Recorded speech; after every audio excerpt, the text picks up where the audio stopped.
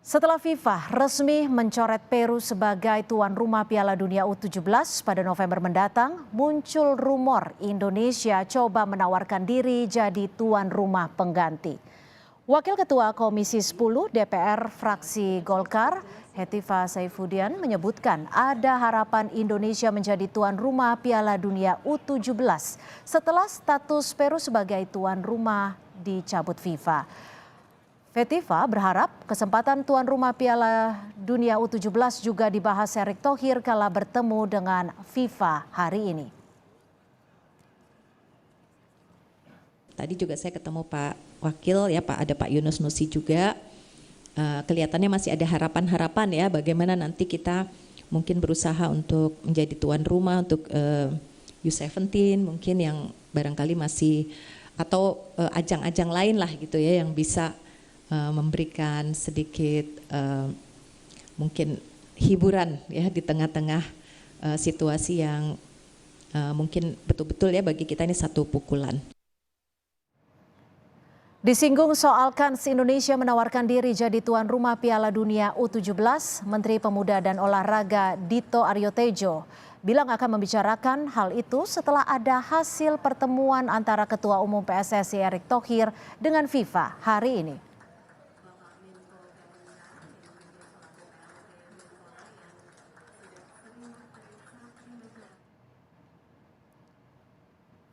Sebelumnya, FIFA resmi membatalkan Peru sebagai tuan rumah Piala Dunia U17. Kesiapan infrastruktur jadi alasan FIFA. Dalam keterangan resminya, FIFA menyebutkan Peru gagal memenuhi kesiapan infrastruktur setelah mempersiapkannya hampir 4 tahun. Namun Piala Dunia U17 tetap digelar sesuai jadwal, yakni November hingga Desember 2023. FIFA membatalkan Peru jadi tuan rumah Piala Dunia U17. Lalu apakah Indonesia memiliki kemungkinan untuk bisa menjadi tuan rumah Piala Dunia U17? Kita akan tanyakan pada anggota Komite Eksekutif Esko PSSI Arya Sinulinga. Selamat sore Bang Arya, apa kabar? Senang sekali sudah bisa bergabung bersama kami di Kompas Petang. Selamat sore juga Cynthia dan kawan-kawan semua. Ya, Bang Arya, ini Pak Erick sudah menuju Zurich. Apakah betul kans Indonesia ini begitu besar untuk menjadi tuan rumah Piala Dunia U17 November mendatang?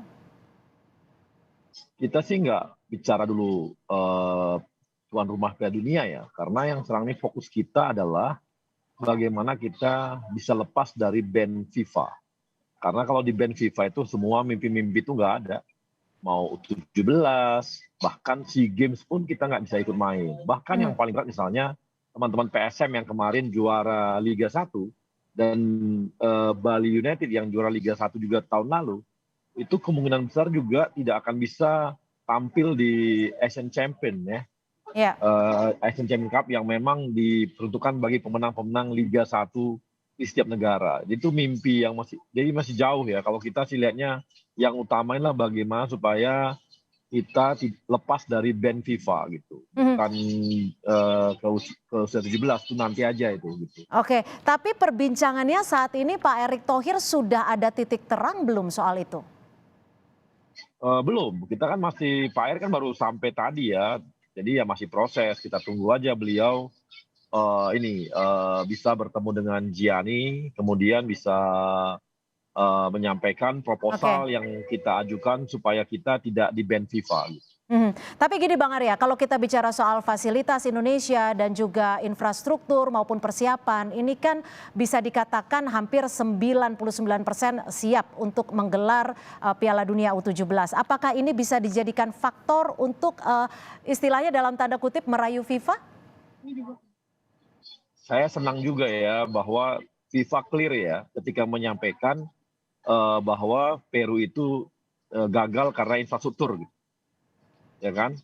Kalau Indonesia kan enggak, bukan karena infrastruktur. Kemarin kan tuh ada isu bahwa kita sebenarnya nggak siap tuh stadion-stadion kita, bahwa kita sebenarnya nggak siap, itu yang dipakai alasan aja itu semua. Ternyata enggak tuh. Gitu. Ternyata clear ya. Jadi bukan masalah infrastruktur. Jadi gini, Mbak Cynthia, kembali lagi kita itu Peru itu nggak ada ini loh, nggak ada kemungkinan sanksi, nggak ada. Kenapa? Karena mereka tidak begitu esensi. Ya, persoalan mereka ketika menolak jadi batal. Kalau kita esensi banget yaitu masalah intervensi dan diskriminasi. Itu kan prinsip-prinsip FIFA yang sangat mereka pegang yang tidak boleh dilakukan di sebuah kompetisi. Jadi oke.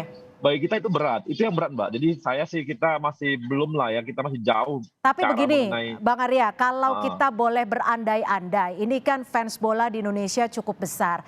Dan ketika kita berandai-andai, memungkinkan tidak ketika U17 kita bisa nggak digelar? mau.